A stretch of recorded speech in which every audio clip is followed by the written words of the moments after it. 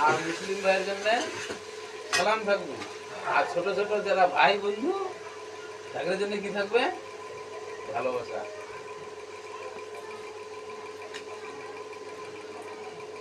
আর বয়স্কর জন্য তোমাদের আশীর্বাদ থাকবে। তোমরা আমাকে সবাই আশীর্বাদ করবে। ভাষাটা মতো না হলে পরিষ্কার হতেনি, পরিষ্কার করবো। আর এটা ইঙ্গিত, ইঙ্গিত এটা না, ওটা যদি করে নেব না মাথা চলে যাবে, মাথা চলে যাবে। শুনবে লাইনটা। হ্যাঁ, তো মাস্টার তো প্রথমে এই জিনিসটা থাকবে, তারপরে তখন তোর কি করবি, তখন কি ওটা দর্শক আমরা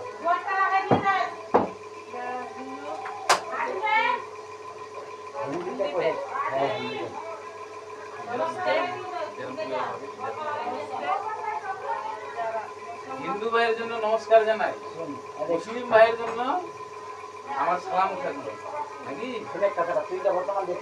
হিন্দু ভাইয়ের জন্য নমস্কার থাকলো, মুসলিম ভাইয়ের জন্য আমার সালাম থাকলো। আমার সালাম তোমরা গ্রহণ করে দিও। আর ছোট ছোট ভাই বন্ধু, ভালো ভাই বন্ধুর জন্য আমার ভালোবাসা থাকবে। তোমরা আমাকে ভালোবাসা দিও। কাউকে হাত জোর করে করি নাই, যে বলতে তুই হয়তো ঠিক আছে। আর এবার বয়স্ক মা বাবার জন্য আমার জন্য আশীর্বাদ থাকে। আর ভুল হলে আমাকে ছেলে মনে করে সবাই ক্ষমা করে। এর থেকে তো এগুলো কর্তব্য শেষ। এবার কীর্তন গান করবে, কি বাজাবি? আমি একখানা গান করতে চাইছি কিংবা একটা গজল করতে চাইছি, আমাকে ভুল হলে আমাকে ক্ষমা করে দিই।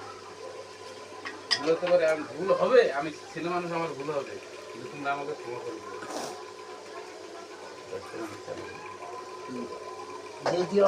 প্রথম স্টেজ মনে করো যে বসিবি আসলে তখন এই জিনিসটা চালু করবে। সবসময় থাকবে, সব সময় সব জায়গাতেই। 2-4টা লোক থাক, 10টা লোক থাক, 20টা লোক থাক, তোর জন্য তোর মায়ের খালি রেখে রাখবে ওরা। ওদের মায়ের তুই দেখবি প্রোগ্রাম তোর দিতে ওরা দেখবি। কারণ যে তুই কী করেছিস, তুই কোনটা ভাষা করেছিস, ভাষাটা লক্ষ্য করবি। এই কয়েকটা কথা যখনই করবো তখন এই মানুষের মন গলে যাবে, ভিজে যাবে, মানে ওরা নরম হয়ে যাবে। কিছু হলেও যদি কোনো ভুলে হয়ে যায় তাহলে তো মানে হাততালি দিয়ে সবাই সবাই